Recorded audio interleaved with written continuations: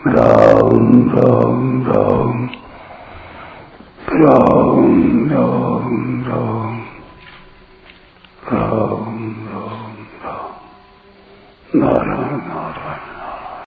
संबंध चौथे से छठे श्लोक तक प्राणियों के भावों तथा व्यक्तियों के रूप में अपनी विभूतियों का और अपने योग प्रभाव का वर्णन करके अब आगे के श्लोक में उनको तत्व से जानने का फल बताते हैं। एतां विभूतिं योगञ्च मम यो वेत्ति तत्त्वतः सो विकम्पेन योगेन युज्यते नात्र संशयः। जो मनुष्य मेरी इस विभूति को और योग अर्थात सामर्थ्य को तत्व से जानता है, अर्थात दृढ़ता पूर्वक संदेह रहित होकर स्वीकार कर लेता है, वह अविचल भक्ति योग से युक्त हो जाता है। इसमें कुछ भी संशय नहीं है। व्याख्या एताम विभूतिम योगंच मम। एताम सर्वनाम अत्यंत समीप का लक्ष्य कराता है। यहाँ ये शब्द चौथे से छठे श्लोक तक कही हुई विभूति और योग का लक्ष्य कराता है। विभूति नाम भगवान के ऐश्वर्य का है और योग नाम भगवान की अलौकिक विलक्षण शक्ति अनंत सामर्थ्य का है। तात्पर्य यह हुआ कि भगवान की शक्ति का नाम योग है और उस योग से प्रकट होने वाली विशेषताओं का नाम विभूति है। चौथे से छठे श्लोक तक कही हुई भाव और व्यक्ति के रूप में जितनी विभूतियां हैं वे तो भगवान के सामर्थ्य से प्रभाव से प्रकट हुई विशेषताएं हैं और मेरे से पैदा होते हैं। मत्तः मानसः जातः ये भगवान का योग है, प्रभाव है। इसी को 9वें अध्याय के 5वें श्लोक में पश्चिमे योगमैश्वरम, मेरे इस ईश्वरीय योग को देख, इन पदों से यही बात कही गई है। ऐसे ही आगे 11वें अध्याय के 8वें श्लोक में अर्जुन को विश्व रूप दिखाते हुए भगवान ने पश्चिमे योगमेश्वरम पदों से अपना ऐश्वर्यमय योग देखने के लिए कहा है। विशेष बात, जब मनुष्य भोग बुद्धि से भोग भोगता है, भोगों से सुख लेता है, तब अपनी शक्ति का ह्रास और भोग्य वस्तु का विनाश होता है। इस प्रकार दोनों तरफ से हानि होती है। परंतु जब वह भोगों को भोग बुद्धि से नहीं भोगता, अर्थात उसके भीतर भोग भोगने की किंचन मात्र भी लालसा उत्पन्न नहीं होती, तब उसकी शक्ति का ह्रास नहीं होता, उसकी शक्ति सामर्थ्य निरंतर बनी रहती है।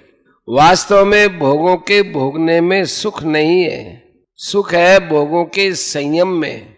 यह संयम दो तरह का होता है, दूसरों पर शासन रूप संयम और अपने पर शासन रूप संयम।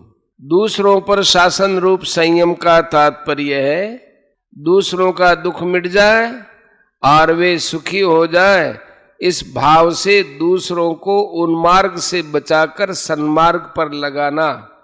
अपने पर शासन रूप संयम का तात्पर्य है अपने स्वार्थ तथा अभिमान का त्याग करना एवं स्वयं किंचन मात्र भी सुख न भोगना। इन्हीं दोनों संयमों का नाम योग अथवा प्रभाव है। ऐसा योग अथवा प्रभाव सर्वोपरि परमात्मा में स्वतः स्वाभाविक होता है, दूसरों में ये साधन साध्य होता है। स्वार्थ और अभिमान पूर्वक दूसरों पर शासन करने से, अपना हुक्म चलाने से दूसरा वश में हो जाता है तो शासन करने वाले को एक सुख मिलता है। इस सुख में शासक की शक्ति सामर्थ्य क्षीण होती है और जिस पर वह शासन करता है वो पराधीन हो जाता है। इसलिए स्वार्थ और अभिमान पूर्वक दूसरों पर शासन करने की अपेक्षा स्वार्थ और अभिमान का सर्वथा त्याग करके दूसरों का हित हो। मनुष्य नश्वर भोगों में न फंसे। मनुष्य अनादिकाल से अनंत दुखों को भोगते आए हैं, अतः वे सदा के लिए इन दुखों से छूटकर महान आनंद को प्राप्त हो जाए। ऐसी बुद्धि से दूसरों पर शासन करना बहुत श्रेष्ठ और विलक्षण शासन यानी संयम है। इस शासन की आखिरी हद है भगवान का शासन अर्थात संयमन, इसी का नाम योग है। योग नाम समता, संबंध और सामर्थ्य का है। जो स्थिर परमात्म तत्व है उसमें अपार सामर्थ्य आती है, कारण कि वह निर्विकार परमात्म तत्व महान सामर्थ्यशाली है। उसके समान सामर्थ्य किसी में हुई नहीं, होगी नहीं और हो सकती भी नहीं। मनुष्य में आंशिक रूप से वह सामर्थ्य निष्काम होने से आती है, कारण कि कामना से शक्ति का क्षय होता है और निष्काम होने से शक्ति का संचय होता है। मनुष्य काम करते करते थक जाता है तो विश्राम करने से फिर काम करने की शक्ति आती है। बोलते बोलते थक जाता है तो चुप होने से फिर बोलने की शक्ति आ जाती है। जीते जीते आदमी मर जाता है तो फिर जीने की शक्ति आ जाती है। सर्ग में शक्ति क्षीण होती है और प्रलय में शक्ति का संचय होता है। तात्पर्य यह हुआ कि प्रकृति के संबंध से शक्ति क्षीण होती है और उससे संबंध विच्छेद होने पर महान शक्ति आ जाती है। यो वेत्ति तत्वतः, विभूति और योग को तत्व से जानने का तात्पर्य है कि संसार में कारण रूप से मेरा जो कुछ प्रभाव सामर्थ्य है और उससे कार्य रूप में प्रकट होने वाली जितनी विशेषताएं हैं, अर्थात वस्तु व्यक्ति आदि में जो कुछ विशेषता देखने में आती है, प्राणियों के अंतःकरण में प्रकट होने वाले जितने भाव हैं और प्रभावशाली व्यक्तियों में ज्ञान दृष्टि से, विवेक दृष्टि से तथा संसार की उत्पत्ति और संचालन की दृष्टि से जो कुछ विलक्षणता है, उन सब के मूल में मैं ही हूँ और मैं ही सबका आदि हूँ। इस प्रकार जो मुझे समझ लेता है, तत्व से ठीक मान लेता है, तो फिर वह उन सब विलक्षणताओं के मूल में केवल मुझे ही देखता है। उसका भाव केवल मुझ में ही होता है, व्यक्तियों वस्तुओं की विशेषताओं में नहीं। जैसे सुनार की दृष्टि गहनों पर जाती है तो गहने के नाम आकृति उपयोग पर दृष्टि रहते हुए भी भीतर यह भाव रहता है कि यह तत्व से सब सोना है। ऐसे ही जहाँ कहीं जो कुछ भी विशेषता दिखे उसमें दृष्टि भगवान पर ही जानी चाहिए कि इसमें जो कुछ विशेषता है वो भगवान की ही है, वस्तु व्यक्ति क्रिया आदि की नहीं। संसार में क्रिया और पदार्थ निरंतर परिवर्तनशील है। इनमें जो कुछ विशेषता दिखती है वह स्थायी रूप से व्यापक परमात्मा की ही है। जहाँ जहाँ विलक्षणता, अलौकिकता आदि दिखे वहाँ वहाँ वस्तु व्यक्ति आदि की ही विलक्षणता मानने से मनुष्य उसी में उलझ जाता है और मिलता कुछ नहीं। कारण कि वस्तुओं में जो विलक्षणता दिखती है वह उस अपरिवर्तनशील परमात्म तत्व की झलक है, परिवर्तनशील वस्तु की नहीं। इस प्रकार उस मूल तत्व की तरफ दृष्टि जाना ही उसे तत्व से जानना अर्थात श्रद्धा से दृढ़ता पूर्वक मानना है। यहाँ जो विभूतियों का वर्णन किया गया है इसका तात्पर्य इनमें परिपूर्ण रूप से व्यापक परमात्मा के ऐश्वर्य से है। विभूतियों के रूप में प्रकट होने वाला मात्र ऐश्वर्य परमात्मा का है। यह ऐश्वर्य प्रकट हुआ है परमात्मा की योग शक्ति से।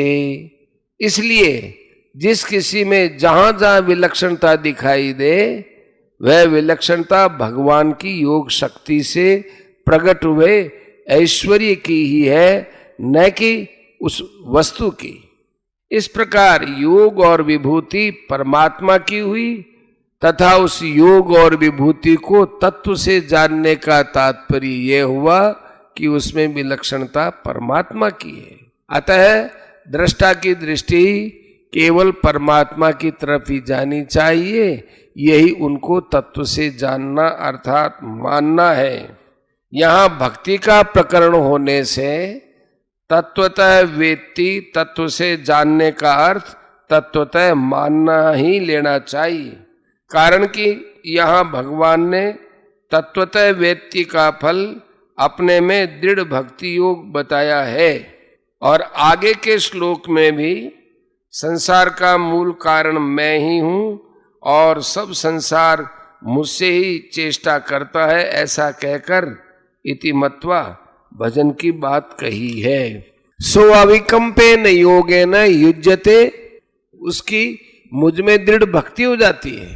दृढ़ कहने का तात्पर्य है कि उसकी मेरे सिवाय कहीं भी किंचन मात्र भी महत्व बुद्धि नहीं होती। अतः उसका आकर्षण दूसरे में न होकर एक मुझ में ही होता है। नात्र संशय है, इसमें कोई संदेह की बात नहीं। ऐसा कहने का तात्पर्य है कि अगर उसको कहीं भी किंचन मात्र भी संदेह होता है तो उसने मुझे तत्व से नहीं माना है। कारण कि उसने मेरे योग को अर्थात विलक्षण प्रभाव को और उससे उत्पन्न होने वाली विभूतियों को मुझसे अलग मानकर महत्व दिया है। मुझे तत्व से जान लेने के बाद उसके सामने लौकिक दृष्टि से किसी तरह की विलक्षणता आ जाए तो वह उस पर प्रभाव नहीं डाल सकेगी। उसकी दृष्टि उस विलक्षणता की तरफ न जाकर मेरी तरफ ही जाएगी। अतः उसकी मुझ में स्वाभाविक ही दृढ़ भक्ति होती है। परिशिष्ट भाव, संसार में जो कुछ विलक्षणता देखने में आती है वह सब भगवान का योग प्रभाव सामर्थ्य है। उस विलक्षण प्रभाव से प्रकट होने वाली विशेषता विभूति है। इस प्रकार जो मनुष्य भगवान की विभूति और योग को तत्व से जान लेता है उसकी भगवान में दृढ़ भक्ति हो जाती है। एक भगवान के सिवाय दूसरी सत्ता है ही नहीं, ऐसा संदेह रहित दृढ़ता पूर्वक स्वीकार कर लेना ही तत्व से जानना है। इस प्रकार तत्व से जानने वाले को भगवान ने 7वें अध्याय के 19वें श्लोक में ज्ञानवान कहा है। अविकंप योग कहने का तात्पर्य है कि वह भक्ति योग खुद भी नहीं हिलता और उसको कोई हिला भी नहीं सकता, क्योंकि इसमें एक भगवान के सिवाय दूसरी कोई वस्तु ही नहीं है। जैसे रुपए से सब वस्तुएं मिलती हैं, ऐसा मानकर साधारण मनुष्य रुपयों को ही महत्व देता है और उसका रुपयों में आकर्षण हो जाता है। ऐसे ही जो कुछ प्रभाव महत्व दिखता है वो भगवान का ही है। ऐसा जानने पर मनुष्य की भगवान में ही दृढ़ भक्ति हो जाती है। नात्र संशय कहने का तात्पर्य है कि जब भगवान के सिवाय दूसरी सत्ता ही नहीं है तो फिर इसमें संशय कैसे हो। इसमें संशय होने का अवकाश ही नहीं है, क्योंकि जहां दो सत्ता होती वहां संशय होता है। एक भगवान के सिवाय और कोई है ही नहीं तो फिर वृत्ति कहाँ जाएगी, क्यों जाएगी, किस में जाएगी और कैसे जाएगी। इसलिए एक ही भगवान में अविचल भक्ति हो जाती है। इसमें